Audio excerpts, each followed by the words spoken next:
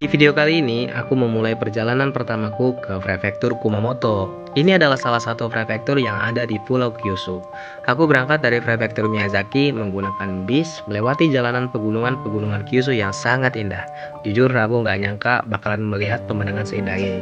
Jalanan yang sunyi, kabut tipis, desa-desa kecil yang bahkan jarang dibicarakan orang. Dan semakin jauh perjalanan ini berjalan, suasana Jepang yang biasanya ramai mulai berubah menjadi sesuatu yang lebih tenang. Hari ini aku ingin melihat seperti apa sih kehidupan di Kumamoto, mulai dari perjalanan panjang di antara pegunungan-pegunungan sampai suasana pasar dan jalanan kotanya yang terasa berbeda dari Jepang yang biasa kita lihat di internet. Jadi, mari kita mulai perjalanan kita kali ini. Let's go!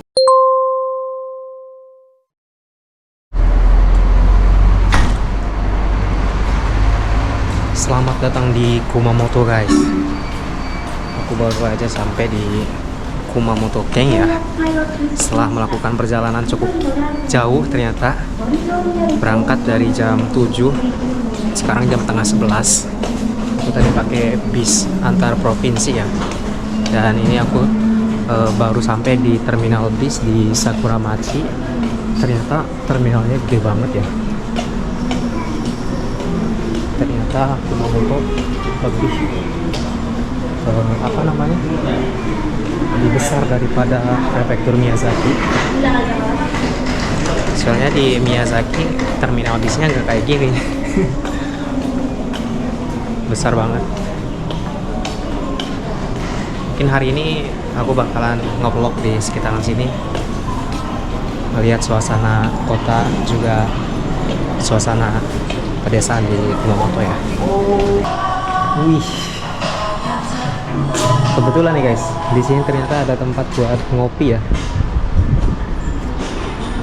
Ini suasana depan terminal bis di Sakuramachi.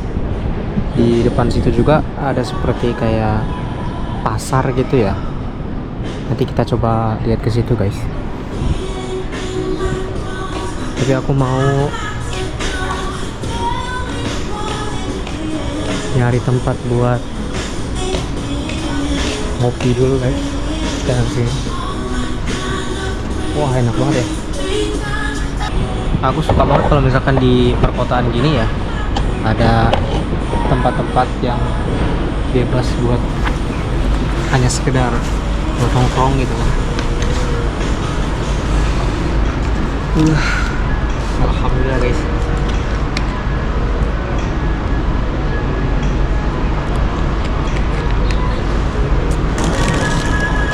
Makan roti dulu ya.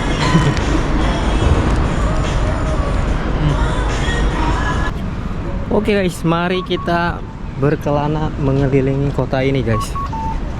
Karena ini baru pertama kali juga ya aku datang ke sini. Jadi aku nggak begitu tahu tentang tempatnya. Jadi mari kita sama-sama berkelana. Lihat seperti apa suasananya, lingkungannya, keseruannya. Ikutin vlognya sampai akhir, oke? Let's go guys. Wah, ini lihat nih. Nah, kenapa taman-taman di Jepang itu bersih ya teman-teman? Ya lihat ini seperti ini ya. Jadi ada petugas kebersihannya juga dari pemerintah kota mungkin. Seperti ini. Makanya taman-taman kotanya bersih ya. Nah, ini aku berada di Sakuramachi teman-teman ya. Wow, Kumamoto ternyata lebih kota ya ketimbang Miyazaki. Di sini ada taman air mancurnya juga. Lihat, asik ya. Kalau di pusat kota dikasih taman-taman seperti ini tuh kayak asik gitu guys. Nah, kita bisa duduk di sini ya sambil menikmati air mancur dan melihat pemandangan kota.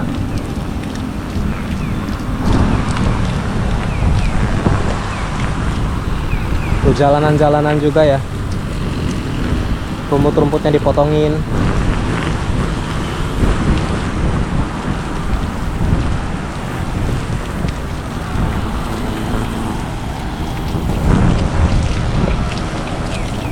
Kita coba berjalan ke area pasar, teman-teman ya.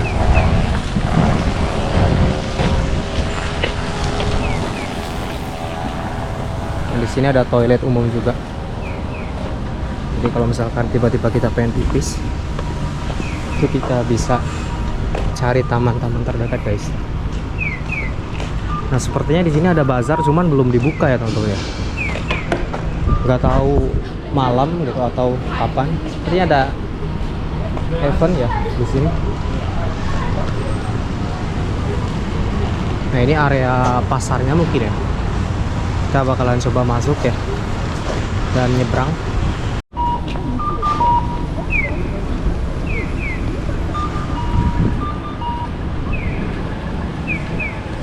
Nah, ini namanya Sanrod Shinshigai ya. Wow. Ini kalau di Miyazaki, ini di Tachibanadori itu, teman-teman. Cuman ini area jalannya lebih luas ya. Dan ini sekitar jam 11, setengah 12 siang.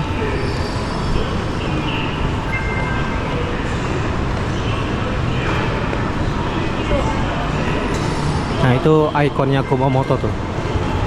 Jadi Kumamoto itu asal katanya kuma, beruang, moto itu asal ya. Jadi asalnya beruang gitu. Jadi ikonnya ya beruang.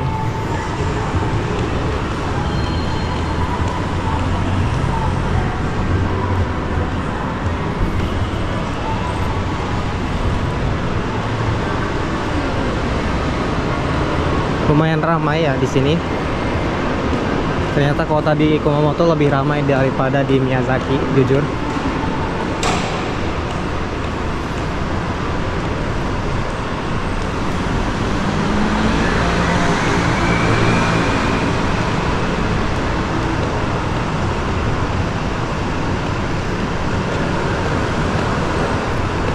Oh, ini nih. Aku sempat lihat di map ya, ada namanya Sakae Dori. Jalan Sakae mungkin.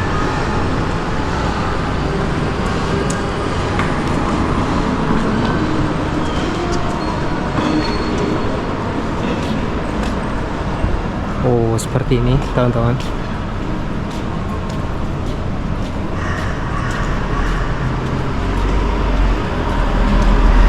Jalanannya mirip di Bandung ya, di Jalan Asia Afrika. Lampu-lampunya juga seperti ini ya. Dan di sini banyak sekali toko, restoran gitu.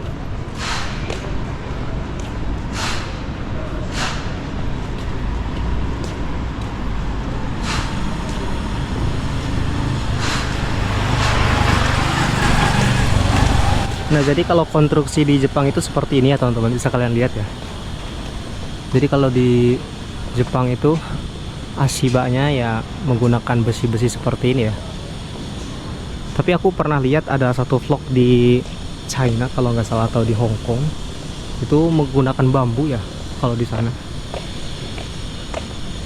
Meskipun membuat bangunan yang tinggi-tinggi gitu di Hong Kong atau di Taiwan gitu, aku pernah lihat satu vlog itu dia menggunakan bambu gitu, guys. Tapi kalau di Jepang ini menggunakan besi-besi kayak gini ya.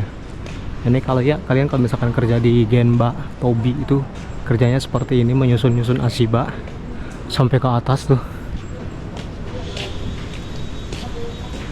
Di sini banyak bar, tempat ini ya, kayak diskotik gitu.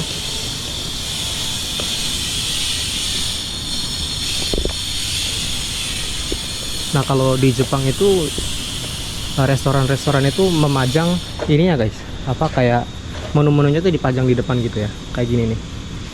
Jadi tanpa kita masuk kita udah bisa lihat tuh ada harganya, ya, ada makanan-makanannya. Kan biasanya kita jarang banget tuh ya di Indonesia, aku mungkin jarang banget nemu karena kayak ada restoran yang ngasih menu-menunya gitu di luar, harganya berapa gitu. Kalau di Jepang tuh bener-bener kita bisa lihat dari luar kayak gini tuh.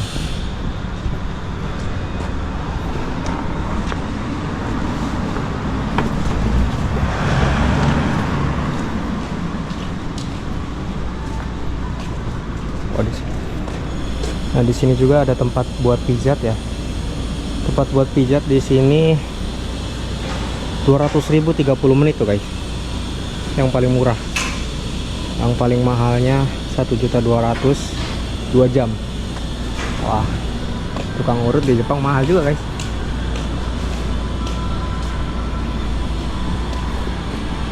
Nah, ini ada Mister Donut di sini.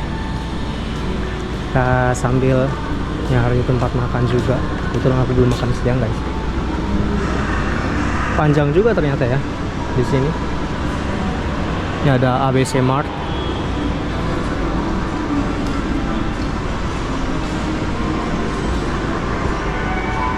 Dan di tengah-tengah jalan kayak gini dikasih tempat buat duduk ya. Dan tempat duduknya cukup unik teman-teman, seperti ini. Jadi bisa didorong.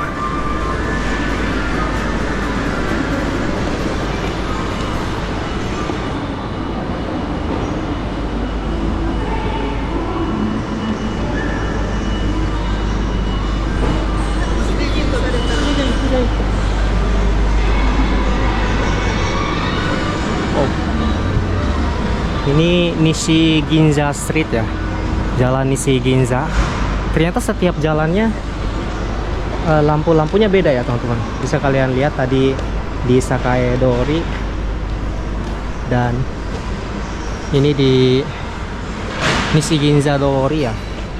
Lampu jalannya seperti ini ya. Jadi nggak sama gitu. Padahal cuma beda gang dikit tadi kan. Ini jadi menarik sih kalau menurutku. Biasanya kan kalau di kita kayak di Malioboro kan di satu jalan tuh hampir sama gitu kan ya bentuknya. Kayak di Jawa Barat aja sekarang kan udah mulai sama tuh, lampu-lampu jalannya hampir sama semuanya teman-teman, satu Jawa Barat. Tapi di sini ternyata beda-beda ya, memiliki khas sendiri.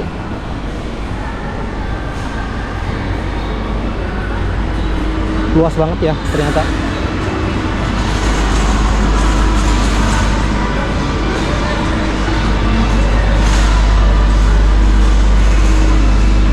Di sini juga ada pekerjaan konstruksi.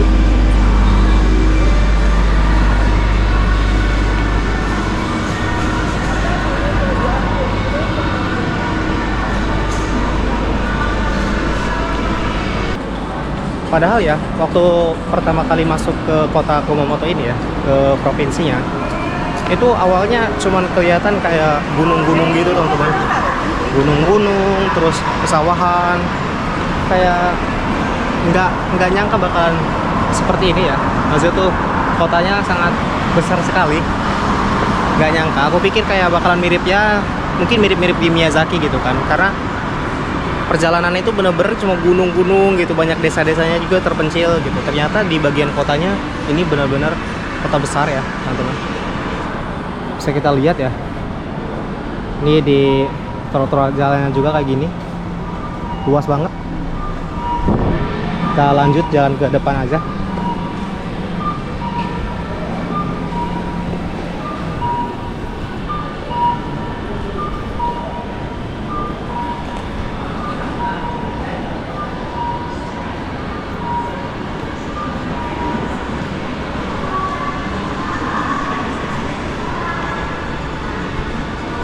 Nah, ini ada toko aksesoris ya di sini.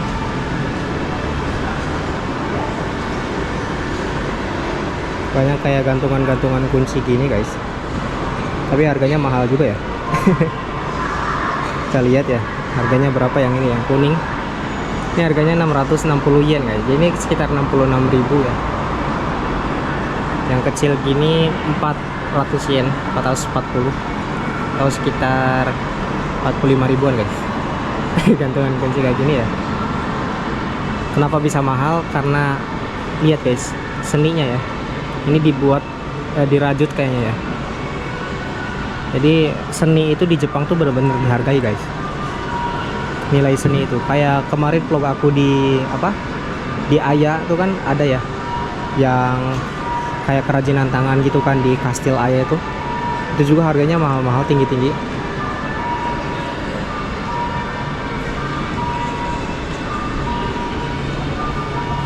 Ini ada batu akik kayaknya ini.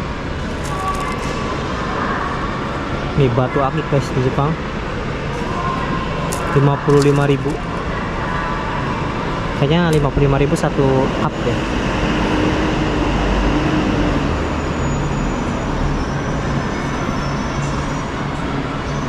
Mungkin teman-teman yang suka aksesoris pasti suka nih toko ini ya.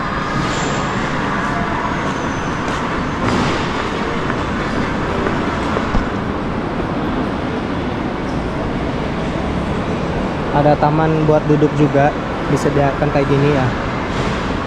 Terlihat sederhana teman-teman, tapi sangat berfungsi. Maksudnya tuh bermanfaat sekali ya. Karena biasanya tuh susah sekali buat nyari tempat buat duduk di Jepang tuh, susah banget sebenarnya guys. Kalau nggak di taman-taman gitu. Kayak waktu aku pergi ke Nobeoka itu ada juga tempat pasar seperti ini, tapi nggak ada buat tempat duduk gitu. Kalau misalkan kita beli makan itu susah tuh, kita mau makan di mana gitu.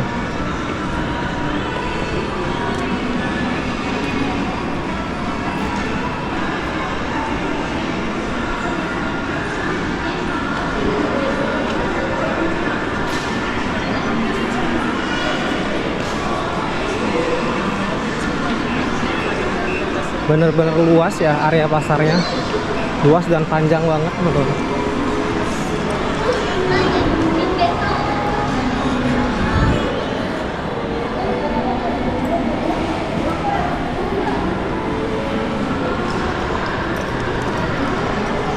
Nah di sini ada baju ikon Kumamoto ya, Kumamon. Ini 400 ribuan guys. Jadi harganya segini ya. Dan ini tuh harga pajaknya ya yang bawah. Jadi harganya itu sekitar 360.000 sama pajak itu ya hampir 400.000 guys. Ini topi Kumamon. Jadi kalau di Jepang kalian lihat harga itu jangan lihat yang atasnya ya, tapi yang bakal kalian bayar ini yang bawahnya ini ya. Ini beserta pajaknya, jadi lihat pajaknya lumayan besar ya. Dari 2.599 jadi 2.859. Pajaknya lumayan tinggi juga ternyata di sini.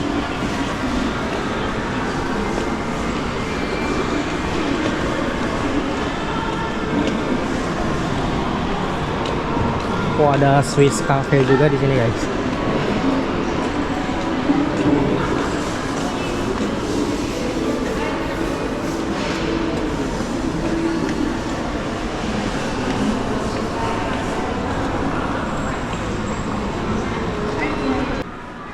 Jalan buat sepeda, sedangkan ini jalan buat pejalan kaki guys. Banyak tempat duduk ya di sini. Ini kalau malam mungkin bakalan ramai banget, apalagi kalau misalkan malam minggu datang ke sini.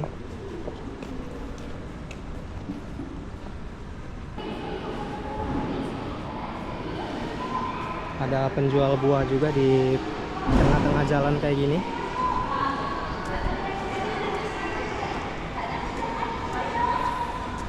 Ada sayuran juga.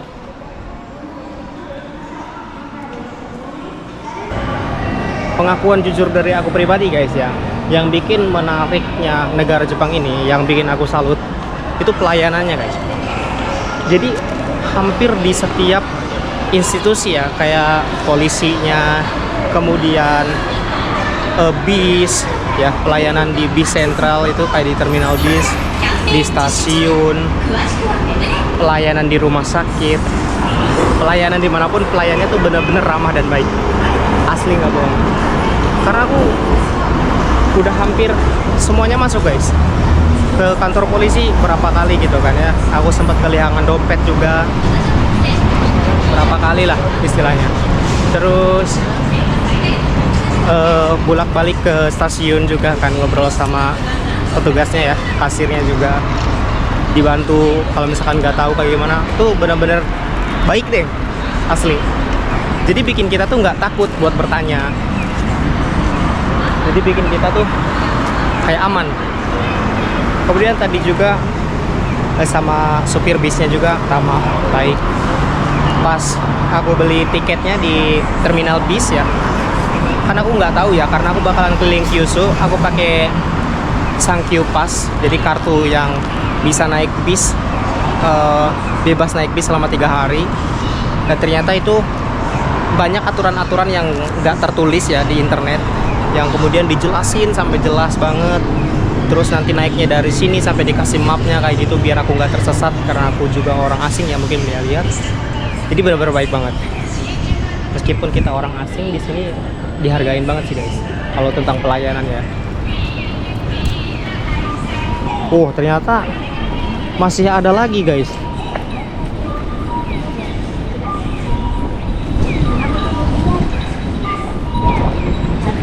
Nah yang bikinnya menarik di Kumamoto ini guys, ada kereta tram juga ya di tengah-tengah jalan gini.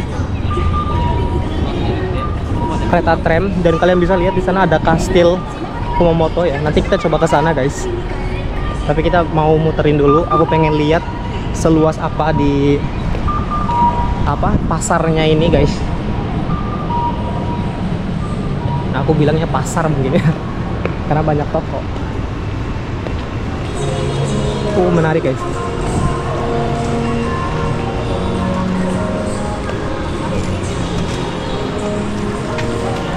Sepertinya banyak teman-teman dari Indonesia juga ya yang tinggal di sini. Mungkin ada dari teman-teman subscriber channel ini yang tinggal di sini ya. Tapi belum ketemu satu orang pun. Kalau misalkan ketemu bisa ngobrol dan bisa tanya-tanya juga ya, daerah yang bagus di sekitar sini di mana gitu.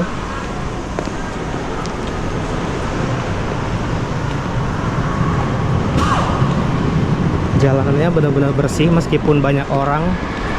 Karena biasanya kan banyak teman-teman yang suka bilang bahwa di Jepang nggak ada sampah ya karena nggak ada orangnya katanya gitu ya. Tapi bisa kita lihat di sini, meskipun banyak orang ya, jalanan-jalanannya ya bersih teman-teman. Hampir tidak terlihat ada sampah. Di pasarnya ya. Jadi kalau misalkan di kita juga ya, kalau di pasar-pasarnya bersih kayak gini, kita mau belanja juga enak banget guys, asli. Orang-orang juga bakalan betah buat belanja itu. Makanya aku kan suka ngikutin juga tuh di daerahku ya, di Jawa Barat tuh kayak pembersihan pasar, kayak mulai relokasi gitu kan. Kayak kapitali pasar juga mulai dilakukan. Itu aku sangat mendukung program Pak Deddy Mulyadi ya, untuk lebih memperbaiki pasarnya. Cuman kalau nggak didukung oleh kitanya gitu kan ya, bakalan susah, karena bakalan terus kotor lagi.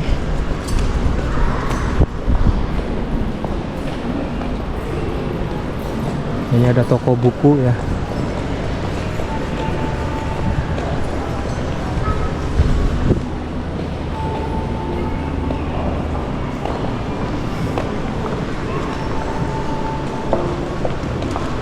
Ada toko kelontong juga kayak gini guys.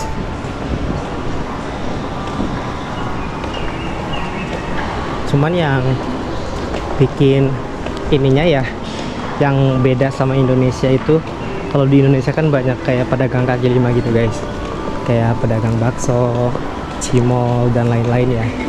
Dan itu menurutku lebih seru sih, maksud itu apa ya, suasana yang aku rindukan gitu, yang nggak ada di Jepang. Kalau di Jepang kan mungkin ya ada kayak restoran ya di dalam, di ruko gitu kan, nggak ada yang angkringan di luar gitu, jarang banget di sini guys. Jadi itu mungkin yang bakal dirindukan dan selalu aku rindukan. Pokoknya kalau misalkan pulang ke Indonesia itu aku pengen kayak datang ke pasar-pasar yang ya itu ada tukang bakso, ada tukang mie ayam kayak gitu.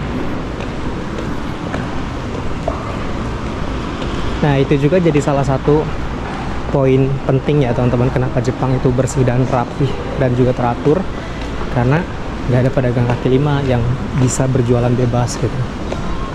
Jadi semuanya tuh diatur oleh undang-undang. Kalau misalkan mau berusaha di Jepang, kita mau jualan di Jepang itu ada undang-undangnya, ada peraturannya. Terus juga harus bayar pajak juga, minimal ada rukonya. Jadi nggak bisa sembarangan jual-jual gitu guys kalau di Jepang ya.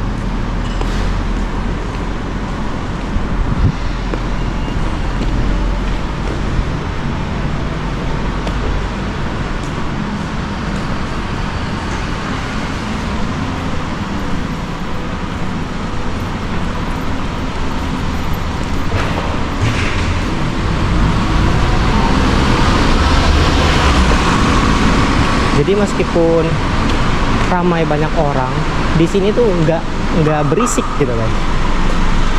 Nggak berisik suara klakson ya kan.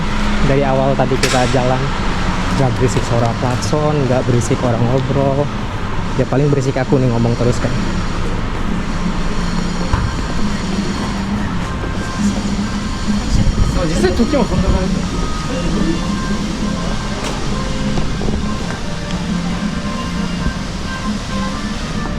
Kalau di kita kan misal ya kayak di Jakarta gitu kan, itu udah bener-bener rame ya, rame itu bener-bener rame banget, kayak suara orang ketawa, terus suara klakson mobil, klakson motor ya kan, suara orang ngobrol sana situ, rame bener-bener deh, itu seru.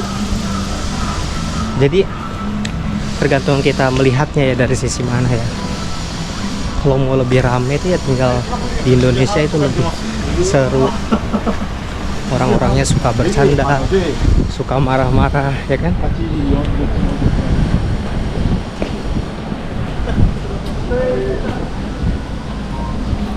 Kalau di Indo kan gitu kan ya, ada yang ribut, ada yang apa, wah gitu. Kalau di sini nggak ada ya. Bahkan kayak pengamen pun aku jarang menemukan, tapi ada juga di sini juga yang sering ngamen di depan stasiun gitu. Ini ada toko sayuran guys. Nah, bisa kalian lihat ya, kita sambil cek-cek harga ya. Di sini kentang itu 100 gram sekitar 6 ribuan guys. 100 gram kentang. Dan ini tomat 100 gram itu sekitar 5.000. Nah, sayuran-sayuran di Jepang tuh bisa ditiru juga ya teman-teman yang misalkan mau jualan sayur di Indonesia ya. Banyak juga sih sekarang yang udah kayak gini ya, bikin di plastikin kayak gini. Tuh. Jadi kelihatannya lebih fresh dan lebih bersih gitu guys. Jadi kelihatan bersih ya. Nah, kurang lebih seperti itu guys suasana pasar di Kumamoto di sekitaran Sakuramachi ya. Menurut kalian gimana guys? Kalian tertarik nggak untuk tinggal dan atau coba untuk berlibur di daerah sekitaran Kumamoto? Jadi mantap sekali ya. Mungkin selanjutnya aku bakalan pergi ke salah satu restoran Indonesia yang ada di Kumamoto ya. Dan ini juga dekat sama masjid guys. Jadi sekalian aku mau istirahat zuhur di sana. Mungkin bakalan aku upload di next video ya. Video ini bakalan aku akhiri sampai di sini. Sampai jumpa di next video. Oke, pokoknya ikutin terus. Kalau misalkan kalian nggak mau ketinggalan, kalian bisa subscribe aja channel ini dulu. Subscribe aja dulu. Mau ditonton atau enggak, bebas terserah kalian. Oke, sampai jumpa di next vlog.